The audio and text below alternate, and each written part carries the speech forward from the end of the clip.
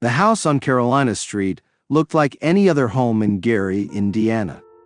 A modest, one-story building with a small front porch and a yard dotted with patches of fading grass.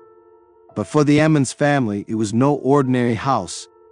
From the moment they moved in, something felt off, an unshakable sense of being watched, even when the curtains were drawn. It began subtly, like a shadow flickering in the corner of the living room, or the faint sound of footsteps upstairs when no one was home. Latoya Ammons, a mother of 3, brushed it off as paranoia. After all, moving was stressful, and the creaks of an old house were nothing unusual. But then the nights grew colder, no matter how high they turned the thermostat. Doors began opening on their own, and faint whispers echoed through the walls, just low enough to keep her guessing. It was her youngest son who noticed it first, a swarm of flies gathering on the kitchen window in the dead of winter. "What's wrong, Mama?" he asked one evening, clutching her hand tightly. His wide, innocent eyes stared at her as if he already knew something she didn't. She swallowed the lump in her throat, forcing a smile.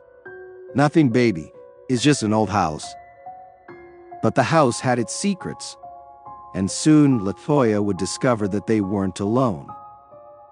The Ammons family had moved into the house on Carolina Street in November of 2011, eager for a fresh start. Life hadn't been easy for Latoya, a single mother raising 3 children, Rosa, her teenage daughter, and her 2 younger boys, Jadon and Malik. The house, with its affordable rent and quiet neighborhood, felt like a blessing at first. But it didn't take long for the cracks in that illusion to show. The first real sign came on a cold December night.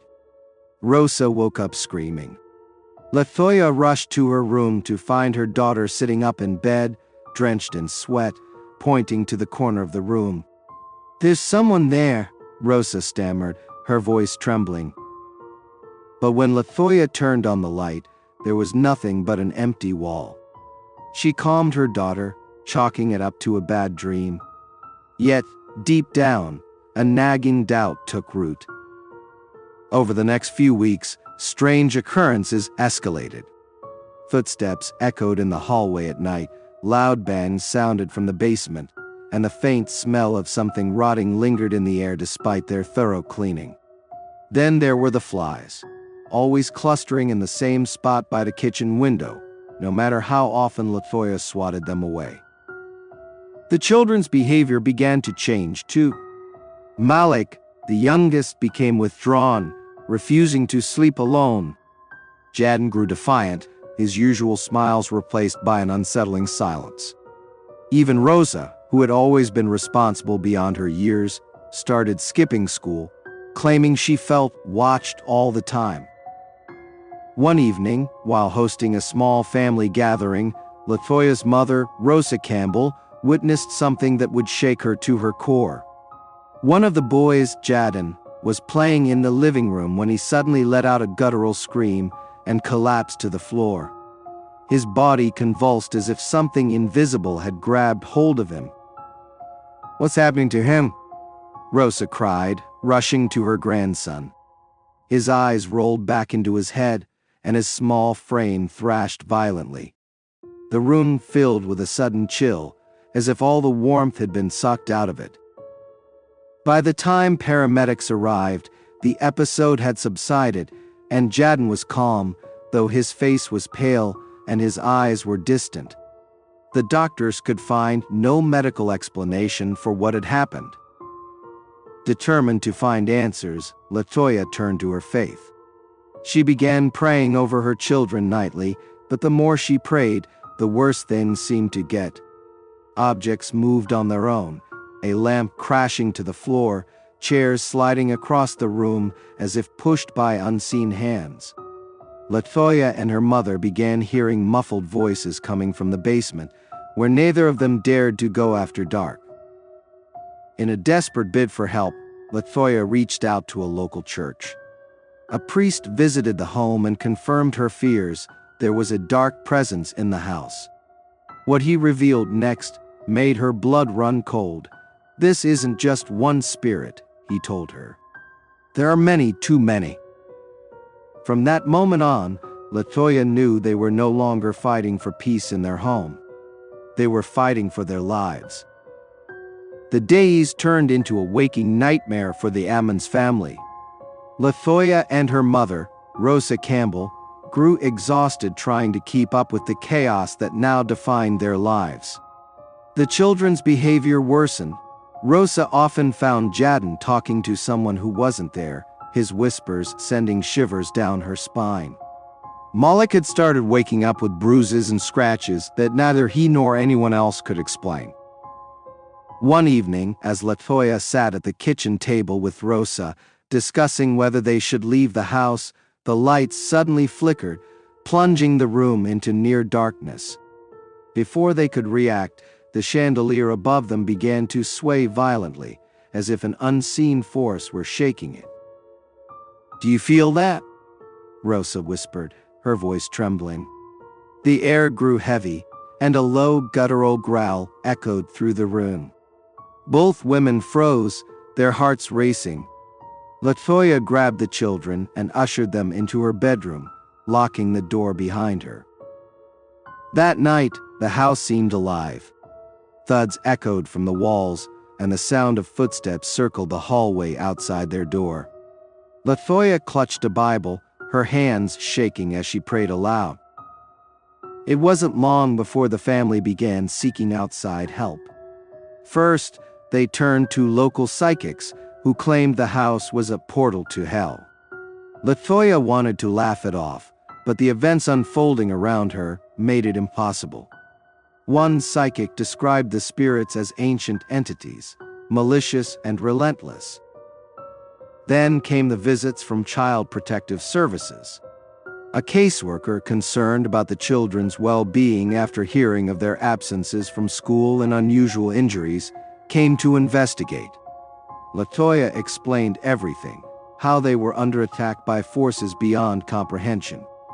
The caseworker was skeptical but agreed to make a home visit.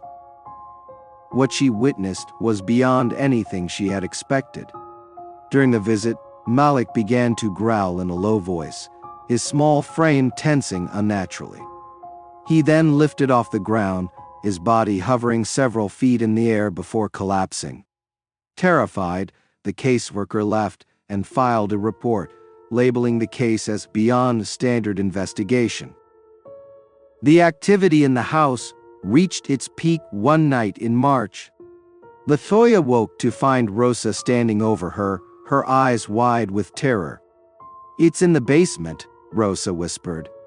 "Something is down there." Gathering her courage, Latoya grabbed a flashlight and a bottle of holy water. Together, they descended the creaking stairs, each step heavier than the last. The basement was cold, the air thick with the stench of decay. In one corner, the concrete floor was cracked, revealing a patch of dirt beneath. Latoya poured the holy water over the soil, reciting prayers through trembling lips. Suddenly, the flashlight flickered, and a deafening roar filled the room. Latoya and Rosa screamed, scrambling up the stairs as the sound of heavy footsteps chased after them. Slamming the basement door shut, Latoya collapsed to the floor, sobbing. The next morning, Rosa contacted the church again. This time, they sent a priest experienced in exorcisms. Father Michael, a man with decades of experience battling demonic forces, arrived with holy water, crosses, and unwavering faith. "This house is a battleground," he told them after inspecting the property. "You're dealing with something far more powerful than a single spirit. It's feeding off your fear."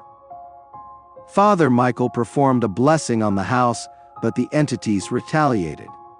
Objects flew across the room, and a deep, menacing voice echoed from the walls, "Leave, or you'll regret it." It was clear this wouldn't be a simple fight. Father Michael began preparing for a full-scale exorcism, warning the family that the process would be dangerous and possibly deadly. The day of the exorcism arrived like a storm brewing on the horizon, tense and electric. Father Michael returned to the house with 2 assistants, armed with crucifixes, candles, and the tools of his trade. The Ammons family huddled in the living room, clutching one another tightly as the priest explained the process. "This will not be easy," he said, his voice firm. "But faith will prevail." Father Michael began by blessing each room, reciting prayers that reverberated off the walls. The house responded almost immediately. A low, guttural growl filled the air, and the temperature plummeted. Latoya gasped as her breath came out in visible puffs. When they reached the basement, the air became almost unbearable, thick and suffocating. The dirt patch in the corner seemed to pulse, as if something beneath it was alive. Father Michael sprinkled holy water over the area, and the house erupted into chaos. The lights flickered wildly, plunging the room into strobe-like flashes of darkness and light. A deafening roar filled the basement, followed by an otherworldly shriek that made the walls tremble. Rosa screamed, clutching Malik tightly as the boy began convulsing. "He's here." Malik's voice was distorted, guttural, and deep. His small frame jerked violently, and his eyes turned pure black. "You can't save them," he bellowed, a voice that was not his own. Father Michael stepped forward, holding the crucifix high. "In the name of the Father, the Son, and the Holy Spirit, I command you to leave this child," he shouted, his voice unwavering despite the chaos around him. Malik's body arched unnaturally, and a dark, shadowy form seemed to rise from him, twisting and writhing in the air. The figure hissed, its edges flickering like black smoke, before slamming into the wall and disappearing into the shadows. But the house wasn't finished. From the dirt patch in the corner, a crack began to spread across the floor, glowing with an eerie red light.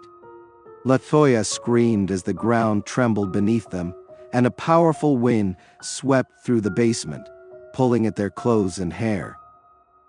"It's the source," Father Michael shouted over the noise. "We have to seal it." He began a powerful prayer of exorcism, his voice rising above the cacophony.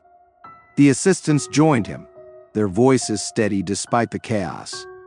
The red light grew brighter, pulsing like a heartbeat, until, with one final command from the priest, it exploded in a blinding flash. When the light faded, the basement was silent. The crack in the floor had vanished, replaced by smooth concrete. The oppressive weight in the air was gone, and for the first time in months, Latoya felt as if she could breathe freely. The family emerged from the basement, exhausted but alive. Father Michael assured them that the house was cleansed, though he warned them to remain vigilant. "Evil like this doesn't disappear entirely," he said. "It waits for an opportunity." The Ammons family left the house soon after, unable to shake the memories of what they had endured. The house on Carolina Street remained vacant for years, its windows dark and lifeless. But for those who dared to pass by at night, some claimed they could still hear faint whispers coming from within, as if the house itself was alive, waiting for its next victims. The Ammons family never returned to the house on Carolina Street. They moved in with relatives in a neighboring town, desperate to leave the nightmare behind. Slowly, they began piecing their lives back together, though the scars of what they had endured would never fully fade. For Latoya, each night brought a renewed sense of dread.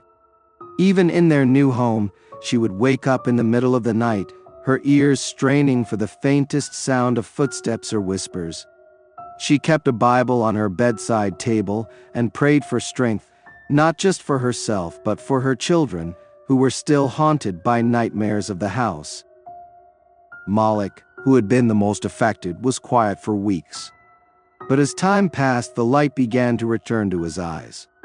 He no longer muttered under his breath or stared blankly into corners of the room. The exorcism, it seemed, had freed him from the grasp of whatever had plagued him. Father Michael kept in contact with the family, checking in on them periodically. He reassured Latoya that the evil they had encountered was bound to the house, and as long as they stayed away, they would remain safe. Meanwhile, the house itself became a source of legend. Neighbors whispered about its cursed history, warning newcomers to stay away. Paranormal investigators and curious thrill seekers occasionally came to investigate, but none stayed long. The air around the house still carried a strange, heavy stillness, as if it were holding its breath. Years later, a demolition crew arrived to tear the house down.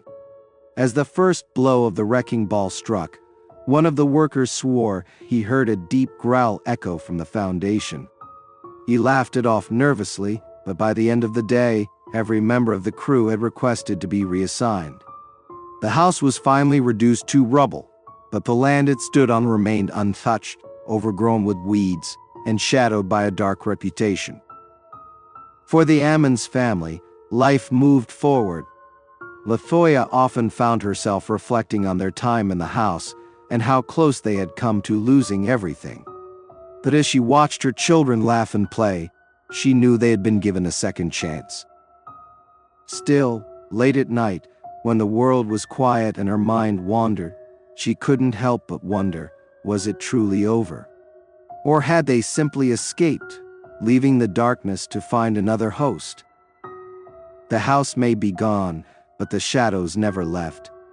They're still there, waiting beneath the soil, in the cracks of the earth, listening for the next family brave or foolish enough to call Carolina Street home.